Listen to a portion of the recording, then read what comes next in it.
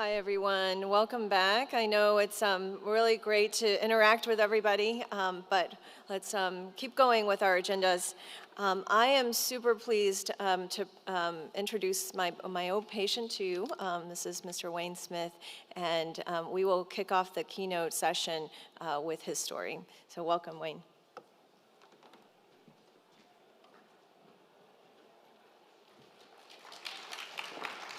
Well, good morning.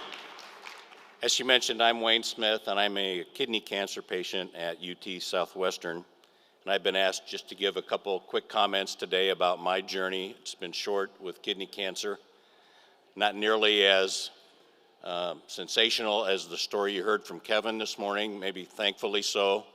I saw Kevin in the hallway, shook his hand, and told him I had a great admiration for all he's been through.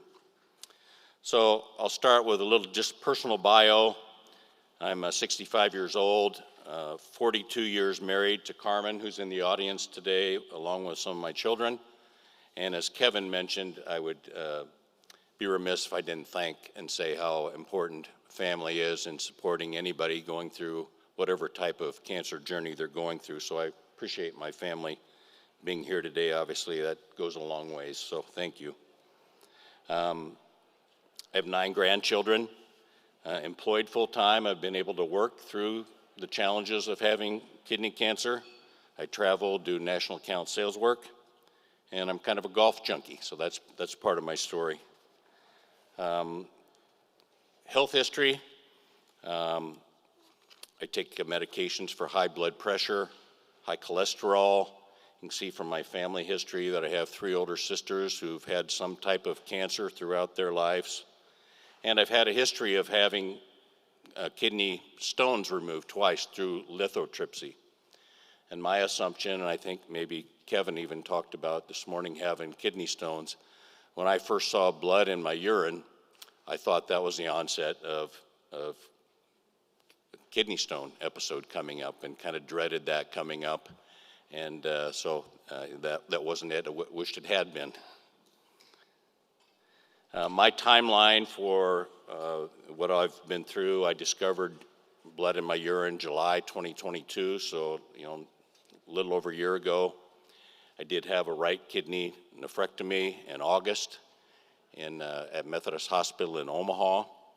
And I kind of went into that surgery thinking, hey, this is bad news, but maybe there's a little bit of good news in it too. So bad news, I have cancer, that sucks.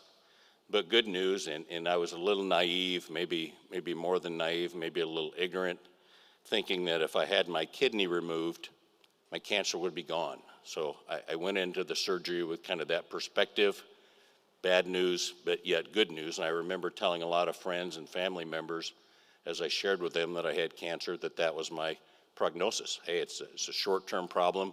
I'm going to have my kidney removed next week. I'll be good to go in a month or 2. And as many of you know, cancer isn't that easy, isn't that simple, and that's been one of my kind of learnings through this process. So I'm in the hospital recovering on the 4th or 5th day from the removal of my kidney. They do another scan at the hospital, and I realized at that time that, hey, not only do I have kidney that's spread to my lymph nodes, 3 different lymph nodes, but I also have some residual cancer in my vena cava. And I'm going to have to come back to the hospital a week later for an even more invasive surgery, a long incision down my chest line to remove that thrombus from my vena cava and do a lymph node biopsy. So had that work done. I'm now a couple weeks, going through 2 tough surgeries. But thankfully, and this is where the good news starts coming back in, due to the great work from some of the drugs I've taken, the Merck folks, the Pfizer folks, thank you for Inlyta and Keytruda. On my first set of scans at UT Southwestern after 4 months, the lymph node cancer that I had was reduced greatly. It was surprisingly so, almost amazingly so. So that good news side of the scale has started to come back. My treatment plan, I have quarterly visits, as the doctor mentioned, at UT Southwest. quarterly consults. We do the scans in Dallas. I'm fortunate also to have a local Omaha oncologist at the Nebraska Medical Center, so I can do the immunotherapy treatments localized without having to travel. And then I take a daily regimen of 6 milligrams of the Inlida medicine locally, obviously at home. So side effects, really, again, compared to Kevin's challenges, pale by comparison, diarrhea, which is a nuisance. I did experience after 4 or 5 months of starting the treatments, kind of a sore mouth, sore tongue, maybe reduced appetite, but that was a short-term side effect. Maybe some personal impacts, just to kind of start to summarize my story. So I had a loss of energy that kind of inhibited my ability to travel, to play golf that I love, to maintain maybe as positive of an outlook as I would have liked to have. But long term, and long term's a year and a half, that's a short term in a cancer journey. I have today very minimal impacts from having cancer. I live my life as I did before finding out I had cancer. I travel, I enjoy time with family. I play as much golf as I want to. So I've kind of developed the attitude that it's a marathon, it's not a sprint. My doctor in Omaha, the oncologist there, told an interesting story.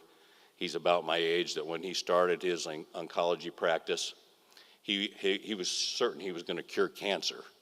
And after years of being in practice, he shifted his mentality.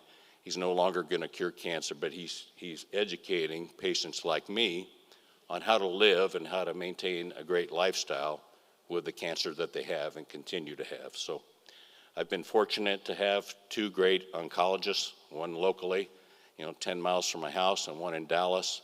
It's been a reassurance for me to be able to compare their notes, their advice, their educational knowledge that they've shared with me. Their plan for my future treatment has almost been spot on, and so that's very reassuring to have 2 oncologists that are telling you the same thing, giving you advice, giving you treatment plans, and it's been very reassuring and helps boost your confidence. So I'd like to follow up just by thanking the group here just in the short day that I've been here. Very impressed with a room full of people like this, all working for patients like me, doing great research, treating patients, spending a lot of time networking and helping improve your industry. Thanks to the industry sponsors that are here. Obviously a big part of my cure. So thank you for hearing my story, and thank you for letting me share it this morning.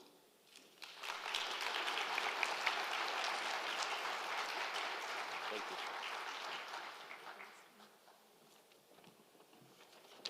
Thank you so much, Wayne. And his entire family has been able to join us. So I do think if you all have an opportunity, please do interact with all of our patients that are here during the course of the weekend. Great. With that,